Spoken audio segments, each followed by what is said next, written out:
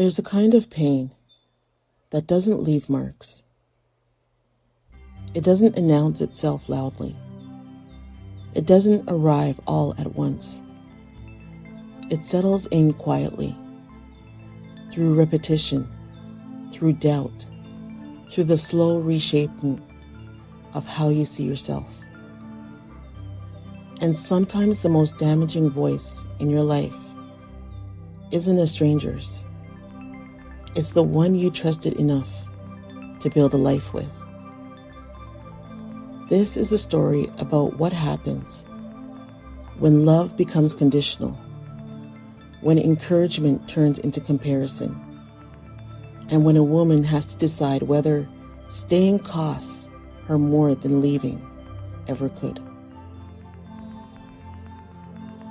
When people met Claire, they often described her as capable, organized, reliable, the kind of person who handled things before they became problems. What they didn't see was that Claire hadn't always been this careful with herself. There was a time when she was expansive, when she spoke freely, dreamed openly, and believed that her growth had room to continue. That version of her existed before marriage, before compromise became expectation, before love began asking her to shrink. Her husband, Evan, hadn't always been unkind. In the beginning, he admired her confidence. He told her he liked how driven she was. He said he wanted a partner, not someone who followed behind him, but someone who stood beside him. And Claire believed him. That belief mattered. Because later, when things began to change, she didn't recognize it as harm. She recognized it as adjustment, as marriage, as maturity. The shift wasn't dramatic. It showed up in comments that landed slightly off, in comparisons disguised as jokes, in the way praise slowly disappeared and was replaced with evaluation. When Claire received her first promotion after they married, she came home excited, nervous, but proud. Evan listened, then paused, then said, "Just don't let it get to your head."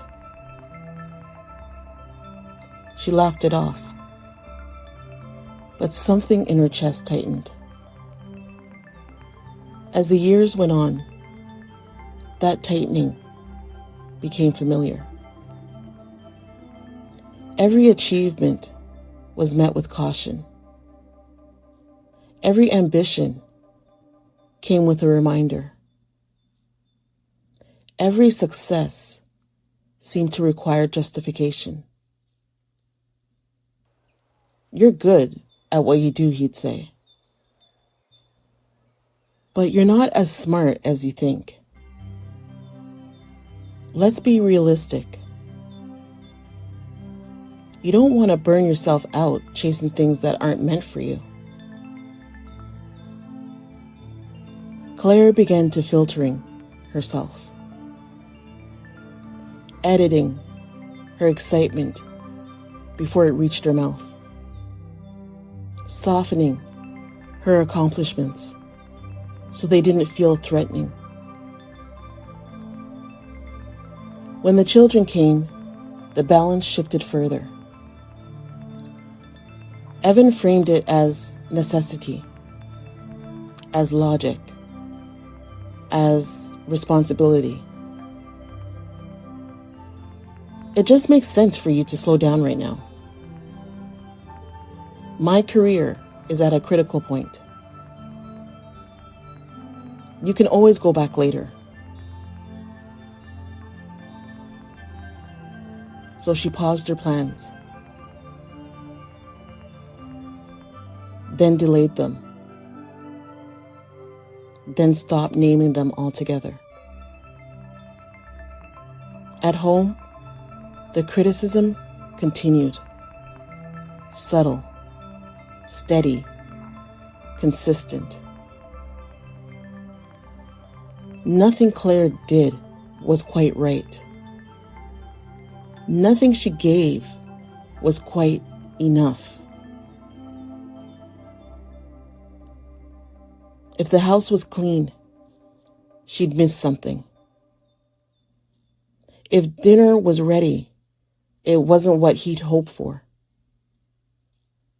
If she spoke up, she was overreacting. If she stayed quiet, she was distant.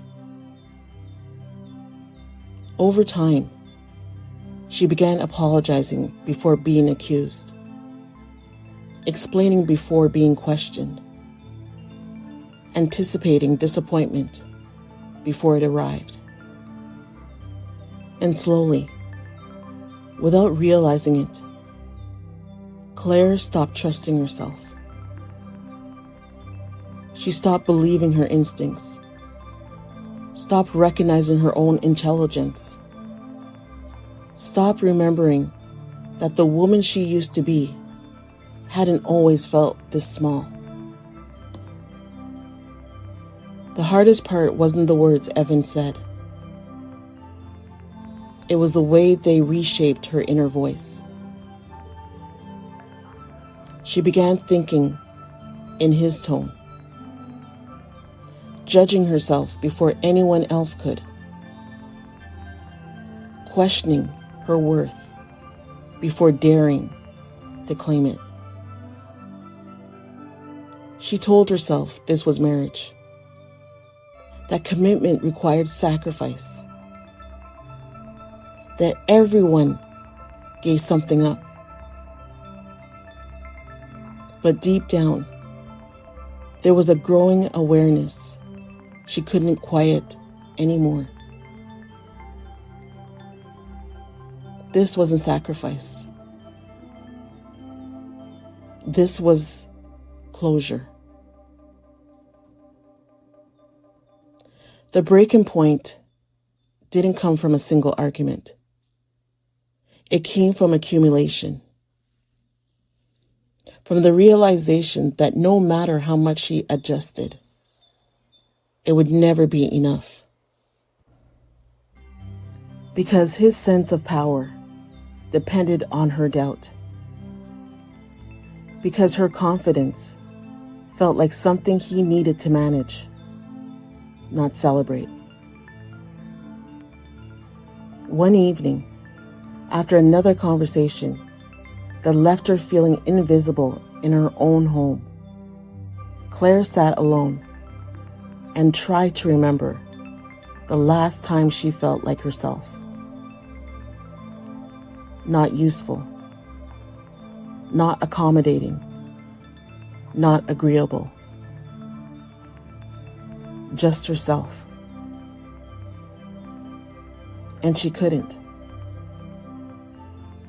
That grief, the loss of who she used to be, was heavier than fear.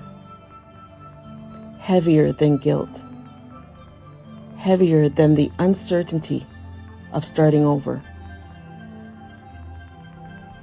Leaving wasn't dramatic. There was no shouting. No confrontation that changed his mind. No sudden validation. There was only clarity. A quiet, steady understanding that staying meant continuing to disappear.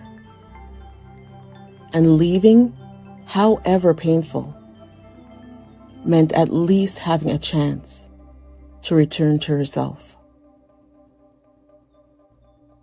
The aftermath wasn't empowering at first. It was lonely, disorienting, filled with second guessing. She wondered if she had exaggerated, if she had failed, if she should have endured longer. But slowly, something shifted.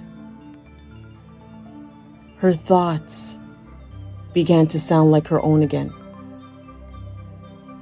Her decisions stopped requiring internal permission. Her breath felt deeper. She wasn't suddenly confident. She wasn't instantly healed. But she was no longer being diminished daily. And that space, absence of constant invalidation, allowed something fragile but real to grow. Self-trust.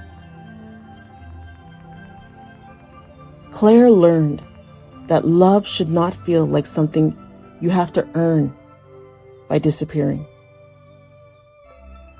That partnership does not require submission. That being told you are not enough repeatedly does not make it true. It makes it harmful. Leaving did not mean she failed her marriage. It meant she chose not to fail herself. There are relationships that don't break you all at once. They wear you down slowly. They teach you to doubt what you once knew. They convince you that shrinking is maturity and silence is peace. But love that requires self-erasing is not love. It is control dressed as concern. It is insecurity disguised as guidance. If you've ever been told you're not enough by someone who benefited from your sacrifice, if you've ever felt yourself growing quieter to keep the balance, if you've ever questioned your worth because someone needed you smaller, pause. Not to judge yourself, not to rewrite the past, but to recognize this. Your value was never determined by someone else's comfort. Your growth was never something you needed permission for. And choosing yourself does not make you selfish. It makes you whole. Some endings are not failures. They are recoveries. And sometimes the bravest thing you can do is walk away from a place where your light is treated like a threat. Together, let's move from doubt to power, one story at a time.